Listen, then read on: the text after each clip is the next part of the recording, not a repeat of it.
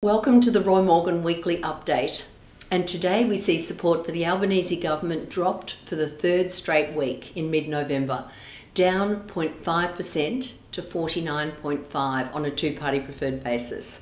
That's behind the Liberal National Coalition on 50.5%.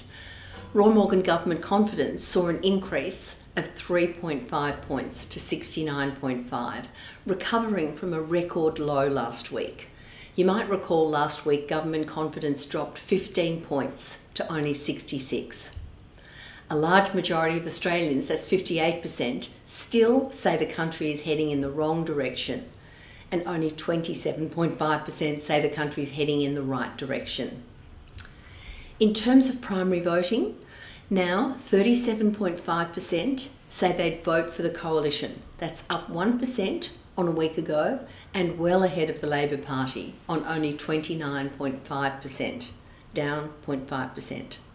A further 13.5% support the Greens, 6.5% support One Nation, 7% support independents and 6% support other parties.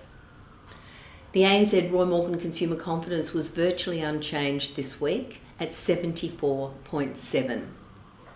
Inflation expectations increased slightly this week, up 0.1% to 5.6%. Australians are now expecting annual inflation to be 5.6% over the next 2 years. That's an increase over the monthly figure for the month of October, which was 5.3%. Now, the price of petrol is a very visible sign of inflation and probably a key reason for rising inflation expectations. So we look at petrol prices, and Australian petrol prices have now spent a record 15 straight weeks above $1.90 per litre. And they were at an average retail price of $2.02 per litre this week, although they were probably far higher in many parts of the country. Next, mortgage stress. Roy Morgan's the only company that measures mortgage stress every month, and in the latest Roy Morgan mortgage stress figures for October 2023, we're seeing a slight easing in mortgage stress. By the end of October, 30.1% of all mortgage holders were at risk of mortgage stress.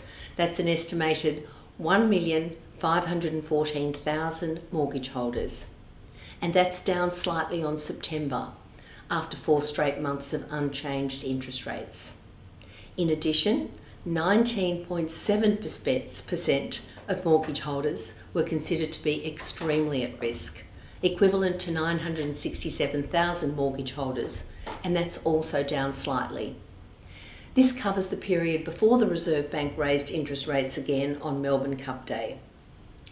Now, the small easing of mortgage stress is intriguing, and it appears to be a combination of several factors: increased household incomes, increased employment, and reduced amounts borrowed and reduced amounts outstanding.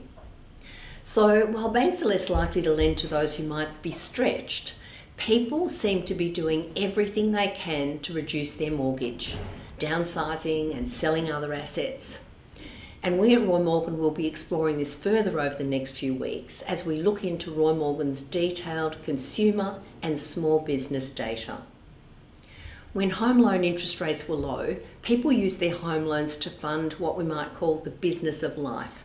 Small businesses, trips and holidays, home improvements, school fees, second and holiday homes, etc., etc. Home loans were a cheap form of financing.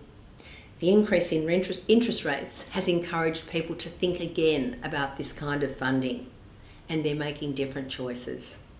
And that's a wrap for this week.